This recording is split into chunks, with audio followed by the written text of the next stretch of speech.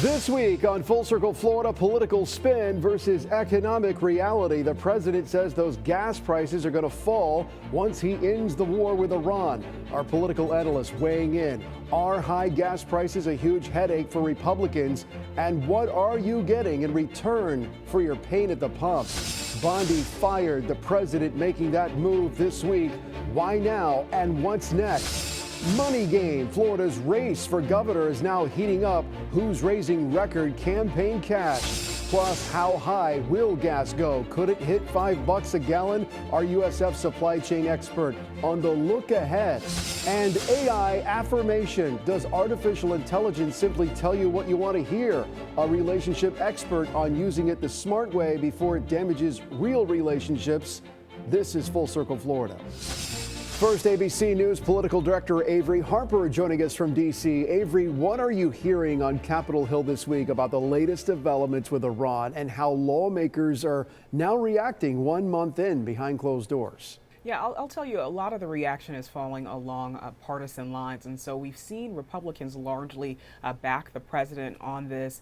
When it comes to Democrats, there's certainly more concern being raised about the strategy behind what's happening in Iran, and of course the cost, which is coming in at astronomical numbers every single day. I also think when you look ahead toward midterms, affordability is going to be at the center of it. As we see gas prices continue to spike, that is a political liability for Republicans. Yeah, you mentioned oil prices and the cost of this war. Oil actually went up after the president spoke this week. The midterms is just 7 months away. I mean, that's not a long time.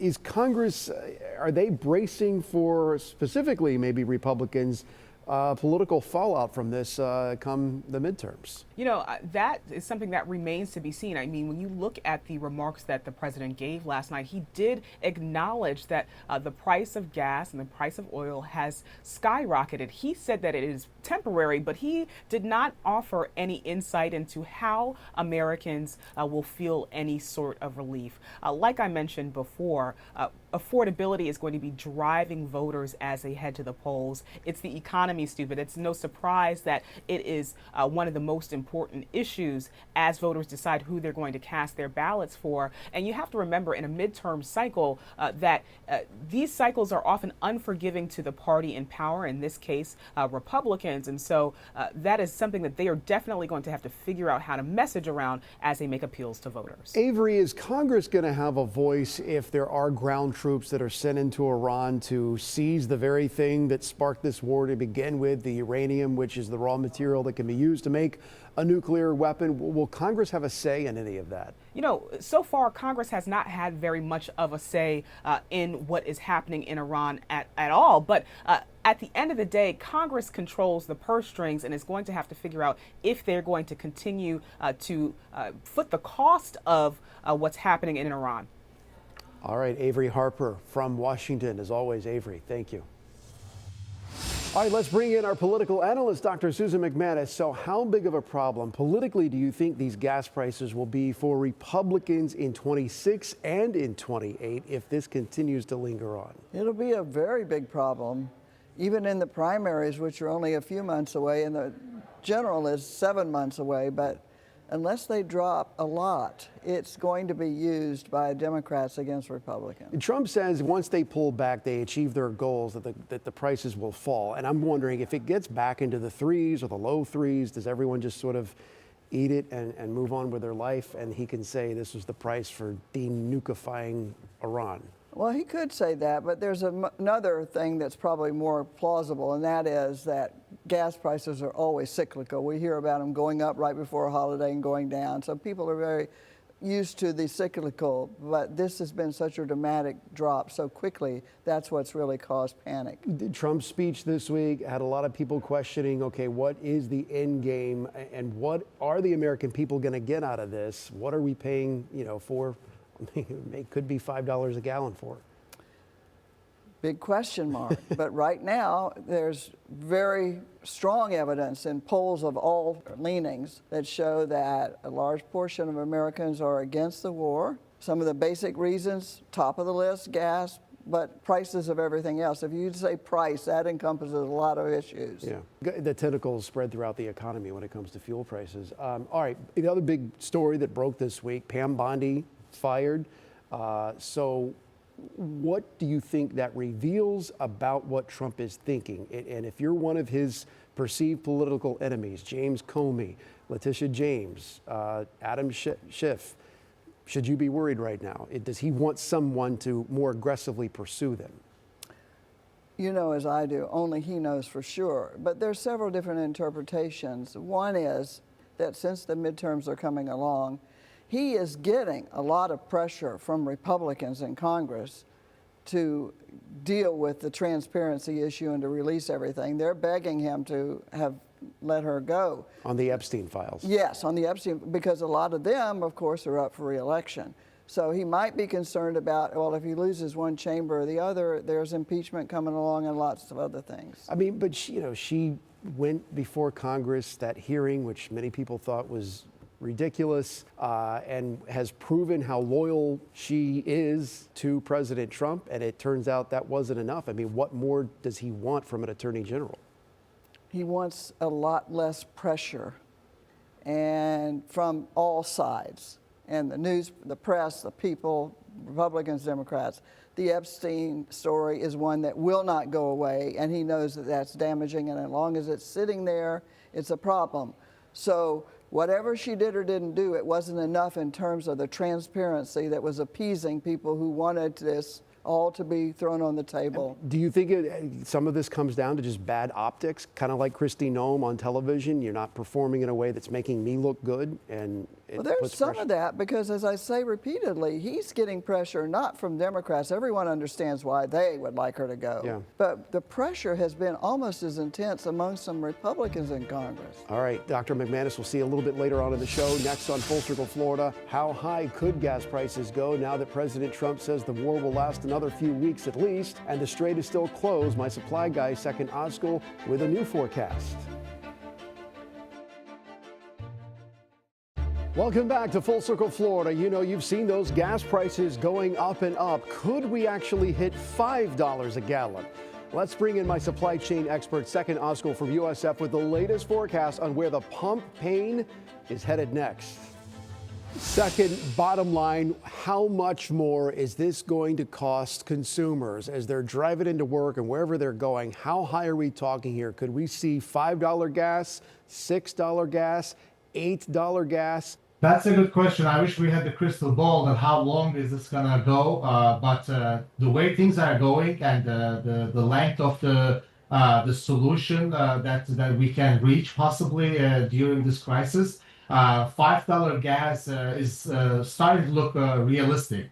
$6 gas, I would probably think that that's gonna be big strains and much longer. And $8 gas, I hope that we're never talking about $8 gas. That will take something really much longer than what we are experiencing. But $5 gas, unfortunately, is starting to look more and more realistic at the moment. With this war exposing how the whole world is vulnerable to the Hormuz in much the same way that our supply chain was overly dependent on China during the pandemic, what do you think are the key takeaway lessons for our leaders? When we talk about shifting fertilizer contracts here, I mean, you know, Mosaic, the Mosaic company's based right here in Tampa, American-made fertilizer and phosphate. Should we not be buffering our domestic inventories when it comes to oil-based ingredients? So the big lesson is Hormuz has become basically a new China dependency problem, but as far as energy sector is concerned.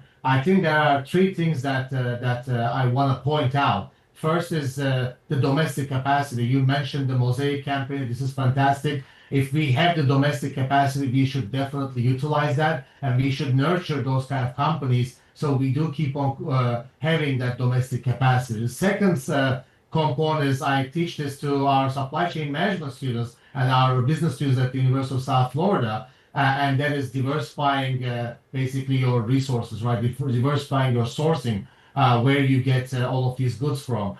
So if you're fully dependent on Hormuz Strait, then you're going to be seeing a lot of impacts on your operations when such a major disruption happens. And the third thing really is strategic buffering, where You can stockpile some, again, not panic buying, but you can stockpile some for safety stock is what we call it in supply chain management. So when a disruption hits, you can actually draw from that safety stock first, safety pile first, and hopefully the disruption is not so long that that safety pile is going to actually be enough for you in the immediate run. Supply chains are the rivers that run the world, and right now we've got a major blockage. Seckin Ozkul from USF, thank you so much for your insight. Appreciate it. Next on Full Circle Florida, AI affirmation. Is it simply just telling you what you really want to hear? Welcome back, everyone. You know, AI is just like any other tool. If you use it the wrong way, it can do more harm than good. There's a new phenomenon called AI affirmation, that it just tells you what you want to hear and builds an echo chamber in your head. Here's my very real conversation with relationship expert Jonathan Thorpe. This study that came out recently suggests that AI chatbots basically tell you what you want to hear, that they tend to agree with the users, even when they may be wrong. I'm reminded by that old SNL skit, Stuart Smalley, with Al Franken. I'm good enough, I'm smart enough, and doggone it, people like me, but this is like daily, not daily affirmation, but AI affirmation. Why is this kind of constant positive reinforcement from something that's not human potentially harmful? Yeah, thanks, Paul. Great to be with you. No question, AI is incredible. I mean, a powerful tool, and I think it's only going to get even better. And the truth is, we're not going backwards. We're not going to go back to a time without it. I think the real question really isn't what AI can do, but what it might be doing to us in the process. And what you just mentioned, one of the risks is it's actually reshaping the way we expect what conversations with other people feel like. We're seeing more teenagers who are obviously still developing their sense of confidence, their sense of self, and young adults.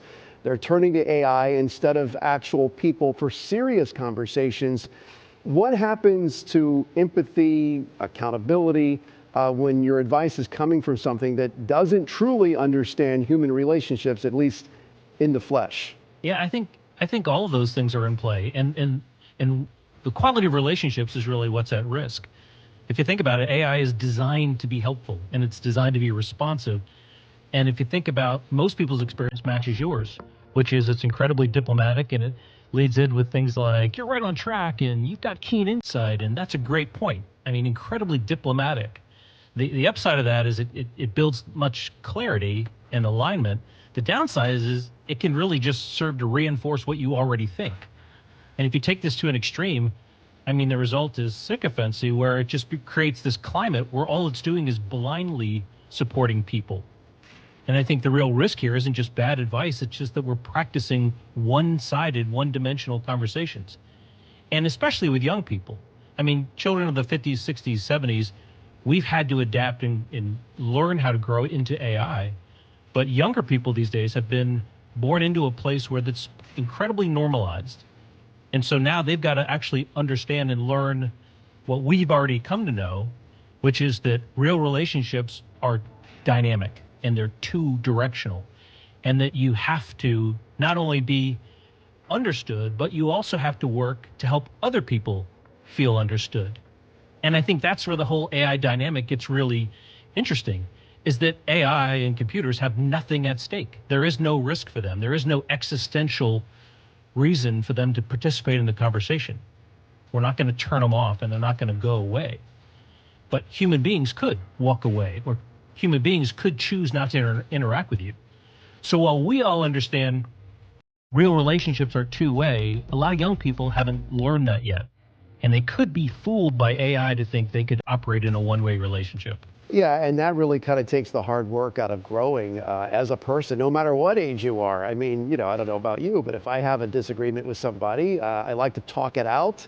And in talking out, I may not completely agree with that person, and they may not completely agree with me, but at least I understand them. And that's that's part of being a human. We've come to an understanding, and it ends up making everything kind of better, you know, because you do cross that bridge. But is there a risk that AI becomes a more intense kind of echo chamber, you know, that reinforces what we want to hear? I mean, we've dealt with this with social media, where you're interacting in a society or a bubble that you've created with other people that think like-minded, But now you're really in an isolated bubble interacting with this thing, and you're only hearing back what you want to hear. Could that end up showing up in real personal relationships like marriages, friendships, or workplace conflicts? Yeah, the risk is real, and it already is showing up both in professional and personal relationships, exactly as you just described it. I mean, your word was echo chamber, mine was sycophancy, but the same is true, right? We start to believe that our worldview is the world's worldview, and that actually weakens our ability to incorporate and deal with differences from other people, and that's a real serious risk. And so one of the things I like about what you just described is that real friction belongs in relationships. If you're in a conversation where you're always right, or you leave a conversation and you always feel like you've said exactly what needs to be said, then that should be the red light that goes off in your brain that says something's missing. There should be a challenge. There should be some dynamic response here that questions me at times.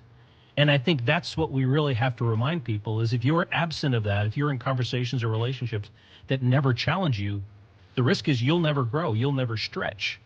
And that's a real limitation for relational existence here for all of us. Yeah, I mean, and I don't know, does anyone really want a perfect person? I mean, part of the fun of being human is not being perfect, not being right all the time. I know it's easy to demonize this technology, but like you said, we're probably not going to be putting this genie back in the bottle. So how would you recommend that people do interact with AI if they are going to use it? Can it be actually helpful in, I don't know, preparing you for a difficult conversation that you might have to have at work with your boss or with a loved one? Yeah, I'm glad you asked, Paul. I think 3 quick tips could be sent along. And the first one is upgrade the questions you ask AI. I agree with you. Let's keep using AI. Let's keep using it to prep and polish the kinds of questions that we will ask other people or the kinds of perspectives that we allow into our brain. When you finish up with AI, ask the question, what am I missing? Or how would another person view this same question? Or what would surprise me in your answer? So beg AI to take you to the next level. The second thing I would ask you to do is make sure you don't stop at AI. You know, AI belongs on the front half of your prep work, of your planning, of your design. Don't leave it for the second half, and certainly don't make it the last thing you do. So prep with AI, but then take it to the next level, to the human level, and go out and solicit interaction and ideas from real people. And then the third thing I would do, the third tip, is to expect friction. You want friction. You welcome somebody to challenge you and test your ideas and push you to do what you described earlier, which is to grow. I think those 3 things probably would help any audience. AI doesn't mean autopilot. We are still the architects of our own lives. Jonathan Thorpe, thank you for your insight. Fascinating topic. Appreciate it. Next on Full Circle Florida, the governor's race and the money game. Okay, let's bring Susan back in. So let's talk about the governor's race. That's also 7 months away. We talked about the midterms, but you know, Byron Donalds is everywhere. Record $22 million worth of fundraising this last quarter. Is he the clear front runner now for governor? I mean, where is David Jolly?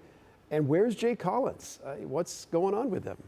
Well, right now, the front runners in the polls, and there's narrowness in the polls. It's not a slam dunk. But clearly, when you've got a lot of money and name recognition comes from money and a Trump endorsement, of course, you're going to be better known than others. But there's still a large portion of both Democrats and Republicans, when faced with the likely candidates from each party for governor, there's still a bunch of people that don't know much about these candidates. And does money necessarily translate into votes? I mean, yes, he's on the airwaves, but that doesn't necessarily mean that you get what you need out of that. No, in fact, the 2 flipped seats in Florida, the Republicans had a lot more money than the Democrats.